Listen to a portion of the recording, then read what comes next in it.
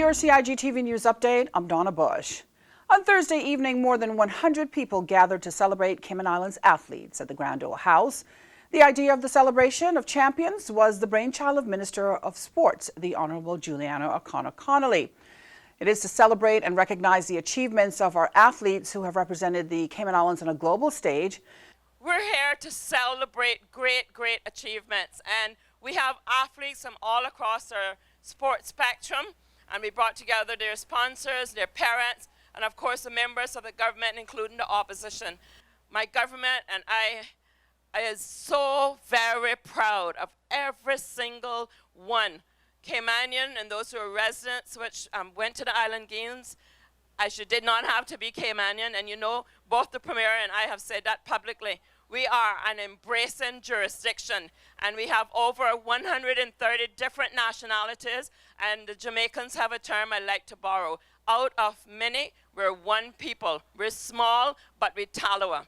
And even though they may have tweeted at 3 o'clock in the morning that they were going to trash Cayman, our Cayman basketball team put a trashing on them and brought the goal home.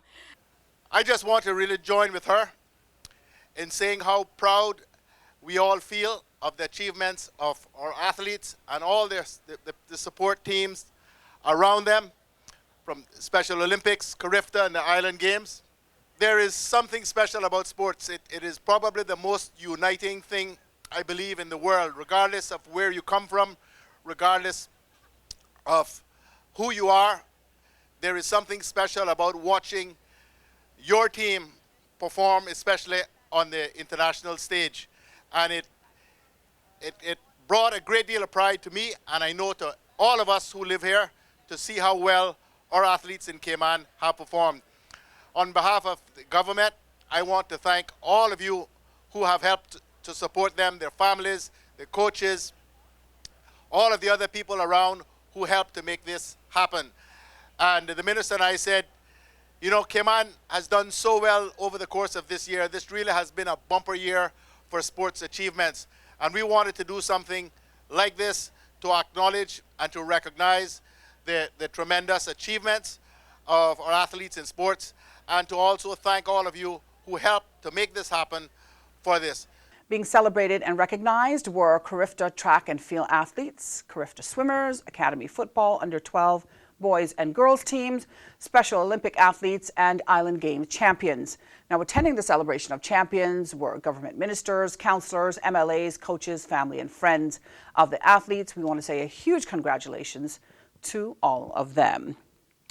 Finally, this year, a group of around 50 performers from the Cayman Islands will head to Trinidad and Tobago for the 14th Annual Caribbean Festival of the Arts, where they will showcase the best of Cayman's arts and culture on the largest regional stage. This weekend, the Cayman public can see a preview of the theater performance at the Hartwell Theatre as the group aims to raise funds. The showcase is happening tomorrow, Saturday, July 27th at 8 p.m. and Sunday at 6 p.m. at the Hartwell Theatre. The Cayman National Cultural Foundation showcased music and dance last weekend to showcase Cayman's vibrant culture and diversity of talent that exists locally. This weekend's performance is the compelling drama Upside Down, or Downside Up rather, written by Frank S. McPhail and directed and designed by Henry Matu. And it features the talents of Giovanni Ebanks, Jaron Carter, Troy Rogers, Leslie Ann Bernard, and Giselle Webb. We encourage you to go out and help them raise the needed funds. Well, if you'd like to take a look at our weekly schedule of shows here on CIG Television, you can go online to gis.gov.ky and click on the publications icon at the bottom of the page. If you missed today's news update, you can go to the Cayman Islands Government Facebook page or, of course, the CIG Television YouTube channel. I'm Donna Bush, as always, thanking you for joining us, wishing you a wonderful and, of course, a very safe night and a weekend, and hoping you'll join me back here again on Monday. Until then, bye-bye for now.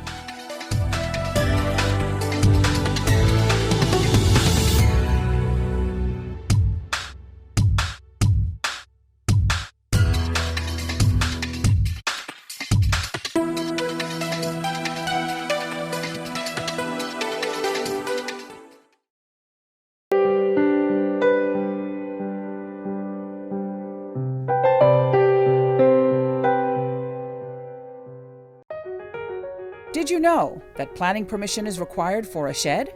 Did you know you should check with the department as a planning and permit application may be required?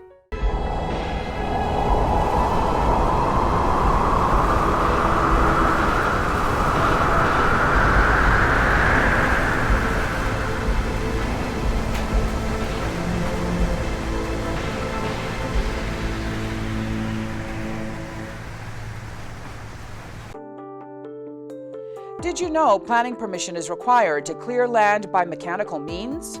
You should check with the department as a planning and permit application may be required.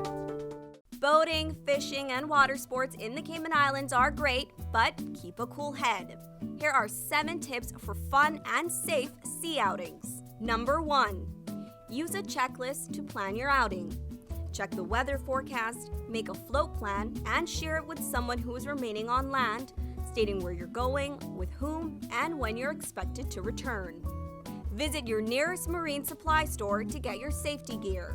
This includes signaling mirrors, whistles, and a flare kit.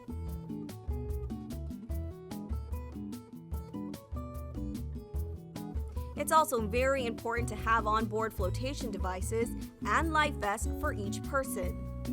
There are different types of vests. Some are for water sport activities such as snorkeling, and others are for going on offshore boating or on fishing trips. Number 2. These items can be lifesavers in case of an accident or bad weather. Number 3. Use a motor kill switch, especially if you're boating alone. In case of a leak or breakdown, always stay with the boat until help arrives.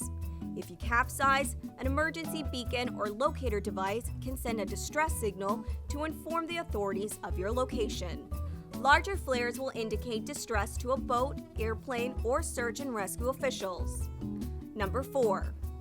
In addition to sunscreen, food, and beverages, it would be smart to have a cell phone. Make sure your marine radio works.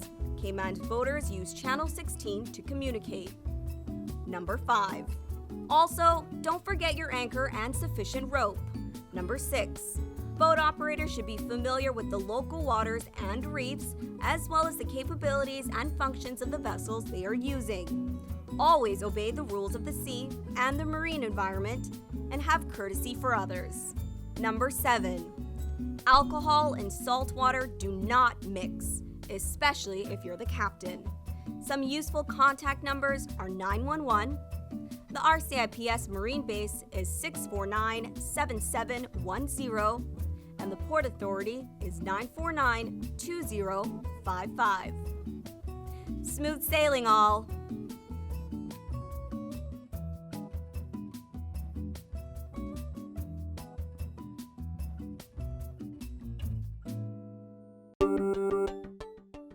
Did you know that planning permission is required for an addition, alteration, or any material change to your house?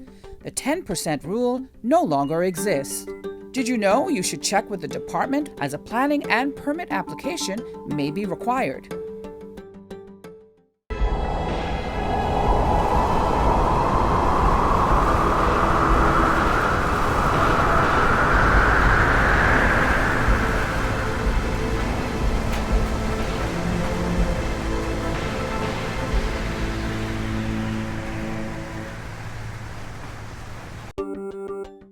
Did you know that a trellis structure requires planning permission?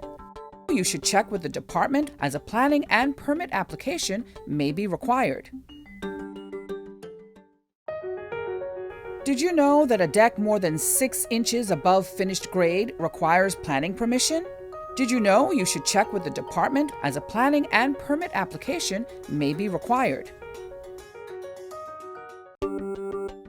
Did you know that planning permission is required for a sign? Did you know you should check with the department as a planning and permit application may be required?